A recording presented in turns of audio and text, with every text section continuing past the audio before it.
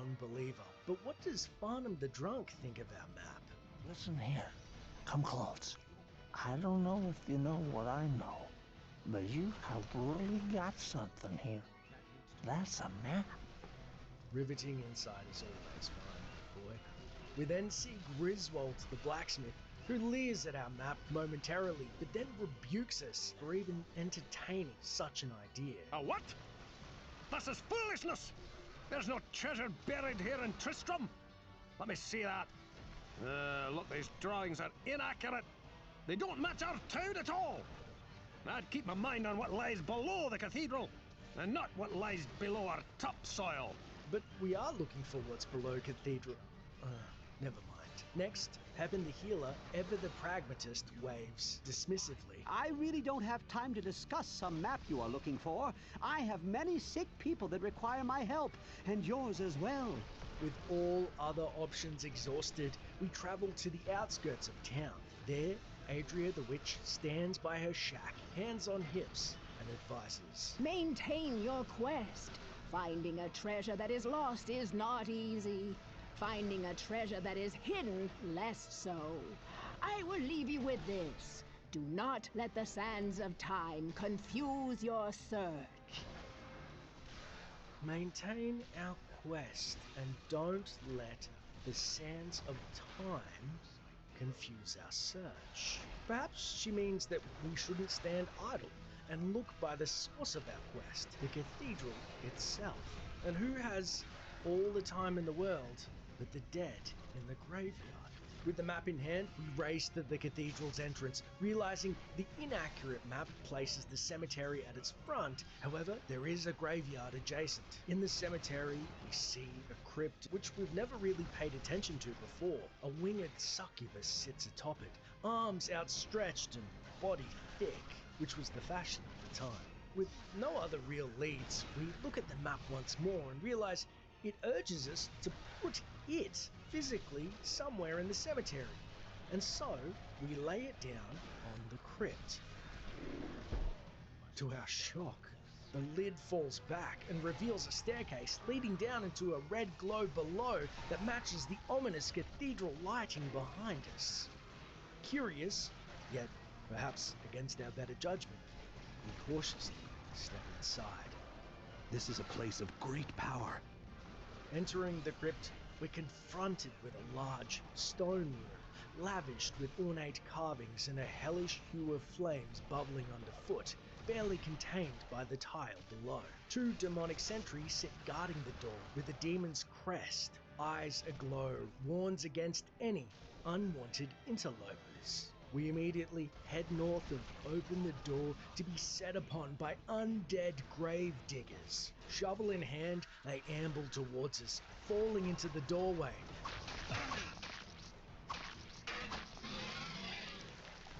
Somehow, we think, it may not be treasure that is being guarded, but it's lucky we didn't end up selling Wirt the map, as he'd be liable to lose his other foot down here. Before we can finish the thought, skull wings appear, aberrations in servitude of whom we are yet to establish, but unholy is their presence nonetheless. When killed, the fiend explodes in a ball of hellfire, but not before we're pushed out of the room by a hail of fireballs from unseen enemies. Contending with the skull wings seems easy in comparison to their casting counterparts. The fire-flinging fiends known as Lich are excruciatingly painful to deal with as a sword-wielding warrior. Only by cornering them can we effectively fell the foes as they drip with magma and fall to the floor. But as soon as we face them, they will try and stay 3 tiles from our range, fleeing into larger groups, causing havoc, dragging us into their kin, as they are free to lick our hide with an unending deluge of destruction. In hunting down these Lich, we find something seemingly benign, a crumpled note. Although unsure of its full text, we pocket it for later. The onslaught, it seems, has just begun. Near the entrance to level 2, we're set upon by a gaggle of grave diggers who seem to just soak up attacks and not much else, but we learn that they are A, shambling yet persistent with a decent hit of the shovel, and B, if allowed to dig, will regenerate hit points.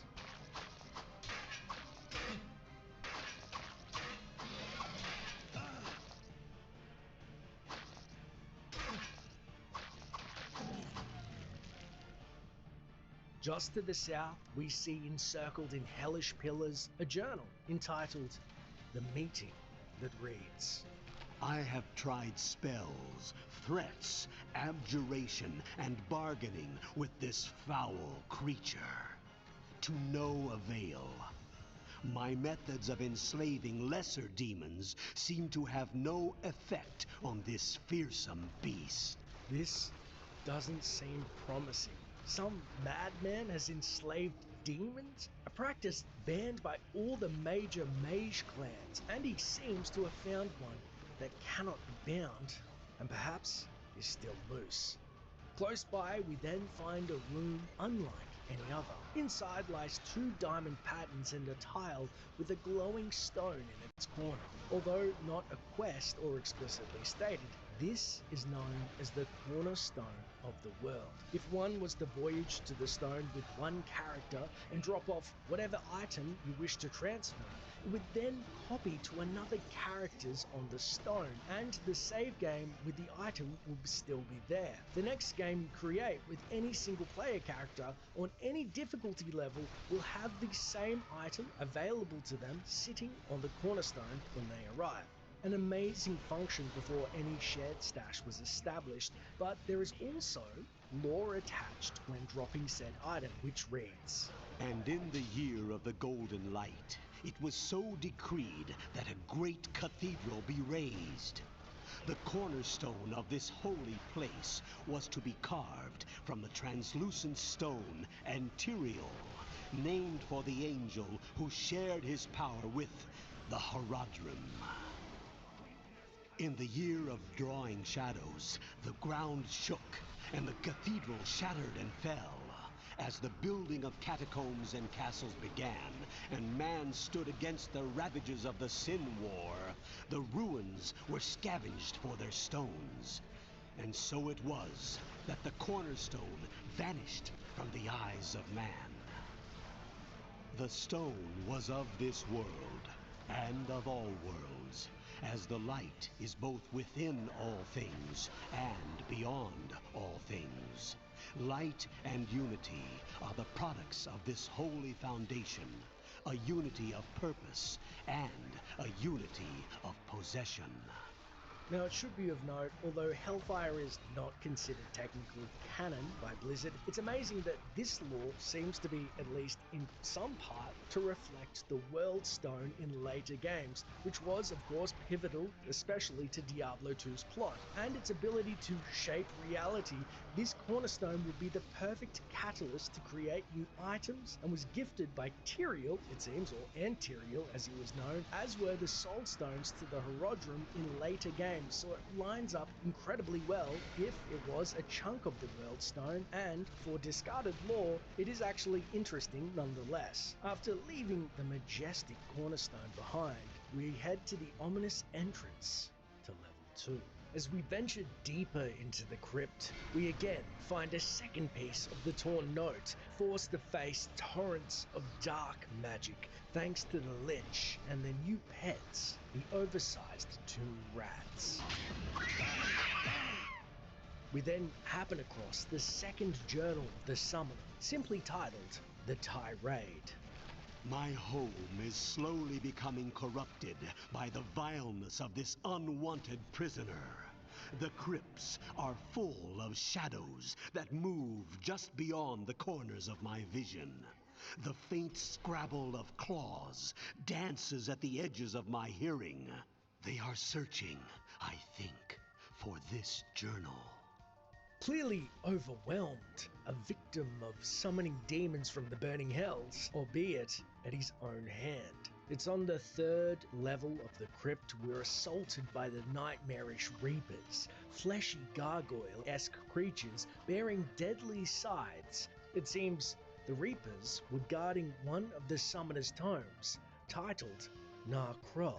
The entrapped creature's howls of fury keep me from gaining much-needed sleep.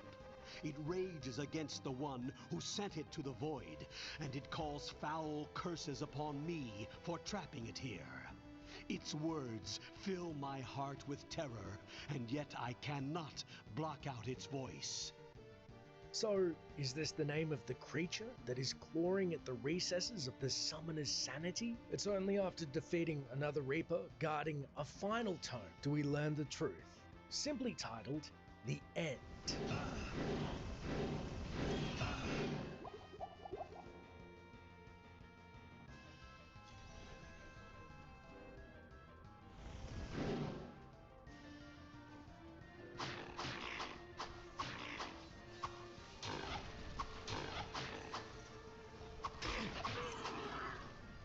My time is quickly running out.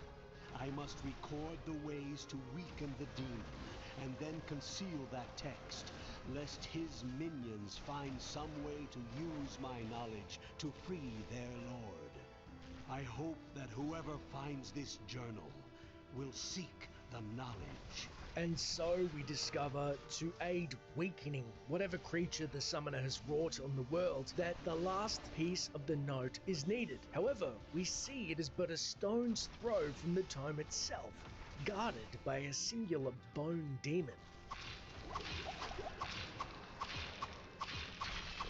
Which we promptly send back to the burning hells. Just what I was looking for. After retrieving the note and descending to the fourth and final level, we combine the pieces into a single note, another diary entry from the summoner, who called forth this Narkrul and imprisoned him as a dying effort when the demon proved too strong to dispel or defeat. The note itself imparts how to release Narkrul while greatly weakening the beast in the process.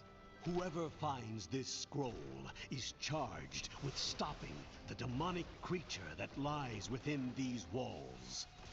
My time is over.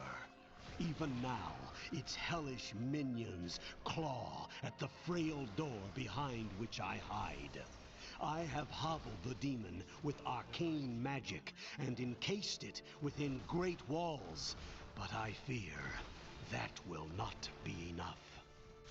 The spells found in my 3 grimoires will provide you protected entrance to his domain, but only if cast in their proper sequence. The levers at the entryway will remove the barriers and free the demon. Touch them not. Use only these spells to gain entry, or his power may be too great for you to defeat. So, we now know how to weaken this Narkrul, but first, we must find its personal endurance. However, it is easier said than done. Guarding the lever, we're confronted with a twisted cacophony of evil flesh things, as they're known, with single eyes amidst their fleshy abdomen and gnarled spike that attacks us, before they themselves turn into a puddle at our feet. It's then we find what must be the prison of Narkrul himself.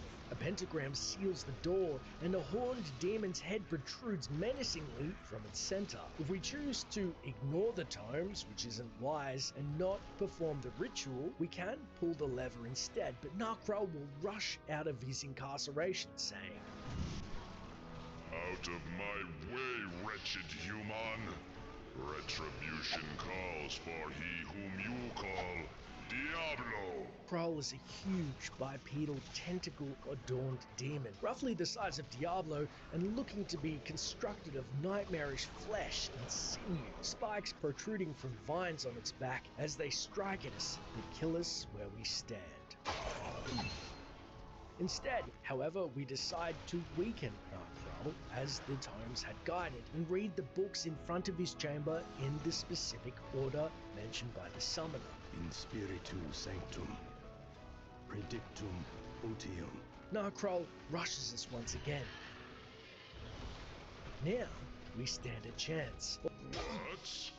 Who dares disturb the great Narkrul?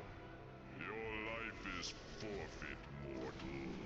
Although he does significant damage, we look for a better footing in his chamber, but to no avail. We must stand our ground and hack at his corpulent abdomen, jamming Griswold's edge into his belly until he finally succumbs to our